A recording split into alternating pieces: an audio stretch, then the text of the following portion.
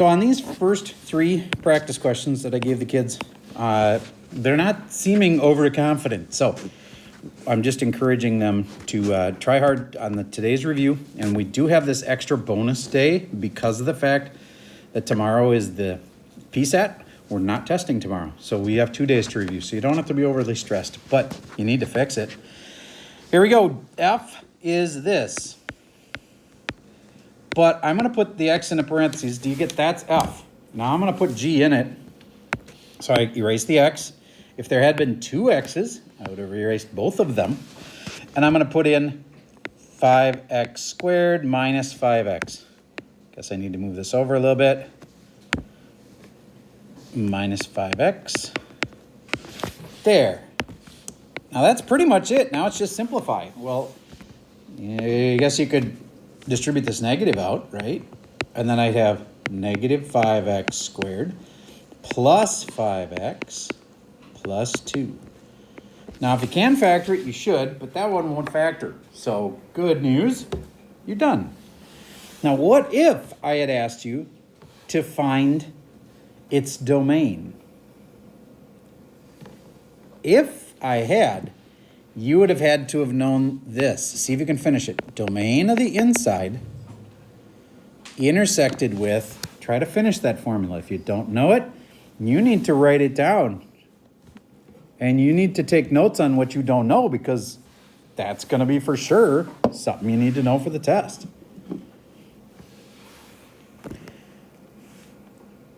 Domain of the inside. And then it's the inside, not the domain, just the actual inside function in the domain of the outside. I'm just curious how many of you had that? You knew that. Okay. All right. If you didn't know that, you need to memorize that formula. Now, I've made it generic enough that it works no matter if it's g of f of x or f of g of x. So domain of the inside then would have been the domain of the g of x. What's the domain of that?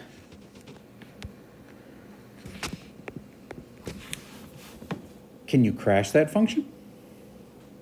There's no way to make the square roots be negative or no way to make a denominator be 0, so you can't crash that. So that's all reals. And that would be all reals intersected with that inside function, which is, again, the one I circled in black, g of x, has to go into 5x squared minus 5x, has to go into the domain of this one, which was that x could not equal 2. You know, if I can't let x be 2, right? Otherwise, the denominator is 0. So not equal to 2. That was the domain of the outside. It was x not equal to 2. So when I took this function in that, that's what I'd have. And then I'd have to solve it. Now, I'm not going to make you finish that. I was making you think about how would you get the domain. We have another practice problem on that. All right. Now, back to this. So I asked you about the 3 questions. How many of you actually had this one right? Raise your hand if you had that one right. Okay, good. It's a good start. Now we're going to do f over g, and that's 1 over 2 minus x over 5x squared minus 5x. Now I think the reason this is confusing for people is that they don't make this into another fraction. As soon as you make that into another fraction, it makes you think, oh, it's a fraction over a fraction. And so I can flip and multiply it. And the first one's 1 over 2 minus x. And the second one, I'm going to flip over, and it'll become 1 over 5x squared minus 5x. And then I just have to multiply it out. 1 times 1 is easy. And how about 2 minus x times all that? Well, you just multiply them out. And that's just a FOIL, first outside, inside, last. I'll write it out. The firsts be this times this. But this is not going to be in the right order at the end. I'm just doing the firsts first. And that's going to be 10x squared. And then I have the outside ones, which is the 2 and the negative 5x, and that makes negative 10x. And then the inside ones, which is these two, which makes negative 5x to the third. And then it's this times this, which is negative x times negative 5x makes positive 5x squared.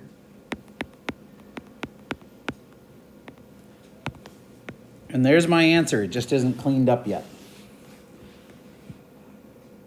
Now, I could have made a mistake in there, but I don't think I did. Because did anybody see a mistake so far? Okay. Then the final answer, just clean this up.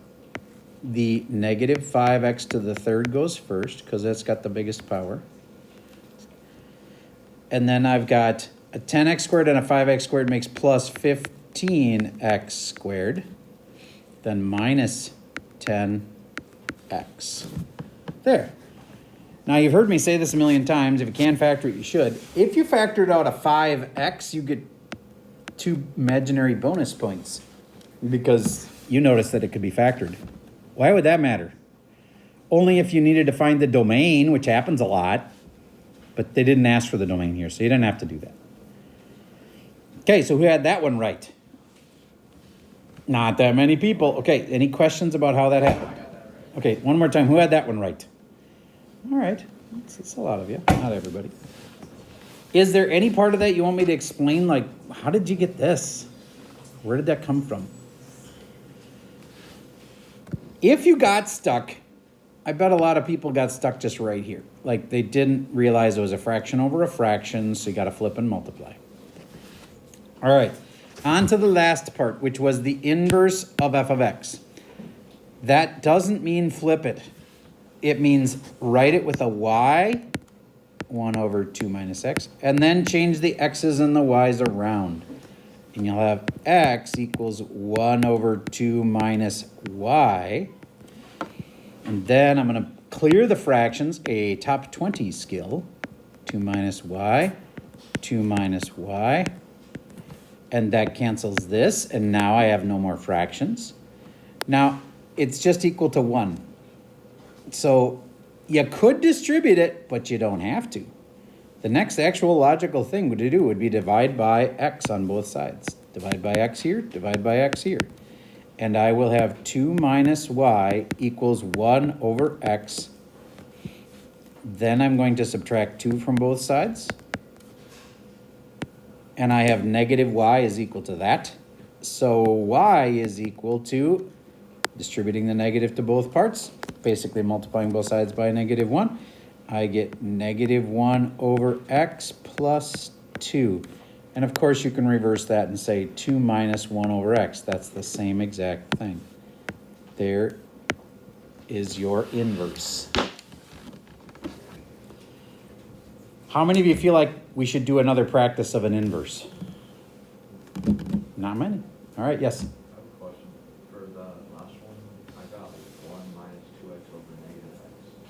All right, I'm going to do one more thing. I'm going to make this have a common denominator because maybe that's what you did. Would you agree that I could put this over what? And then I can times this by x? And then I would have 2x minus 1 over x. Is that what you said? Okay, that'll be okay. That's just the same thing with a common denominator. All right, I know that's kind of intense. Sadly, it doesn't really get less intense. So let's forge ahead. The blue function there, that one has a domain. Figure out the domain of the blue one. That's from last chapter. In honors pre-calc, more than in most classes, we really depend on last chapter. So you can't afford to just brain dump when you're like, oh, done with that chapter. Never use that again. Not in math class. So find the domain of f, then find the domain of g. Then find f of g of x and simplify it. It'll have a common denominator that you'll need to find. And then find its domain with that formula we just reviewed a minute ago. Domain of the inside, blah, blah, blah. Okay, I'm going to give you a few minutes to attempt this, probably the toughest one we'll do. All right, so first up, the domain of f. Well, basically, if I just look at it, I can see you better not let it be -3. Otherwise, it'll poison this function. So basically, everything except -3. I'm going to do that with a number line because I can, and you can too. Is that the best way? Well, if it's a not equal to, you could write it this way. Or you could write it this way. X not equal to -3. This is actually a little better when you're using formulas and stuff, but both of those would be acceptable. Raise your hand if you had that one right. Okay, the next one is that x minus 5 needs to be greater or equal to 0. If you didn't know that right away, you've got a weakness in domain. All right, so now x is greater than or equal to 5. I'm going to leave it this way because I'm for sure going to need that when I do the domain. Next is f of g of x. This function f gets written with an empty spot where the x is. Then I make it eat the f function, 1 over x plus 3. Then I got to get a common denominator. So I'm putting this over 1 and then multiplying on the top and the bottom by x plus 3. Again, lots of things you have to know. Common denominators is one of them. If you didn't have this, you have a weakness in common denominators. Work on it. Next, put it all together. Oh, go ahead. Isn't F supposed to be? Yeah. Okay, you are correct. Last hour, I did this problem backwards from what I'm doing it in your hour. So I apologize. I'm just doing exactly what I did last hour. So, sorry, fell into the... I switched them around. You can even see the evidence right here. I switched F and G for you guys. Sorry. Okay, so F eats G. Here's F. And here's G. And when I put them all together, this one's actually really easy. 1 over square root of x minus 5, which can't go with this plus 3. So then I'm done. That's it. Now, the advantage the other hour had is they had practice on common denominators, and you didn't just now. So I guess I better give you this. Make sure that you know how to do the common denominator here. Everybody add those together. Make sure you know how to get a common denominator for that. On review days like this, we kind of work through the whole day. It's a long day for me, but I know it helps you instead of just giving you problems and a key. Did you know to put this over 1 right away? Did you know to multiply the top and the bottom by what? X plus 3. This would be 2x plus 7 over x plus 3. How many of you feel like you can do that? All right, I'm seeing most hands. Do you have any questions about that part? Because common denominators is going to come up. All right, so back to this. We have to do the domain of the inside. Which one's the inside one? G of x is the inside one. So that's this domain. So I'm going to put x is greater than or equal to 5, intersected with the inside function. The inside function is, double checking for your class, the g of x. So that's square root of x minus 5 gets put into the other domain. The other domain is x cannot be -3. So if you're going to put something in there, you're putting it in where the x is. So I got square root of x minus 5 not equal to -3. Now I'm going to square both sides. X minus 5 not equal to -3 times -3 is 9. X not equal to, add 5 to both sides, 14. Does that make sense? All right, so the two domains are that it has to be bigger than or equal to 5, and that's an and. It has to be not 14. So putting it all on one number line, here's 5. Bigger than or equal to 5 would have just kept going forever, but it can't be 14, but then it can keep going after that. There'd be your domain. Raise your hand if you had that one right. Ooh, that's a lot of people. Nice job. Last challenge for you. Find the inverse of that. Actually, I'm going to change it. Sorry, we don't have that much time. I'm going to have you try this. Find the inverse of this function. And then tell its domain and range, and I want to warn you. I've said it before, but some people aren't listening on this. You can't find the domain and range of the inverse without looking at the domain and the range of the original. It'll mess you up. You'll think you've got the domain and range, but if you don't use the domain and range of this one and then reverse them, you're not doing it right. You can't just find the inverse, look at the answer and go, oh, I know what the domain of that is. It doesn't work. You have to look at the domain and range of the original and flip-flop them. The domain will become the range of the new one. So find the domain and range of this. And if you don't know how to find the domain and range of that, I'd look at a picture of it. If you make a sketch of it and you're like, oh yeah, it looks like this. I'm not gonna do it right on purpose, but oh, the graph looks like that. I remember square roots kind of look like that, and you moved it and stuff. Then find the domain and range of the picture. A lot easier.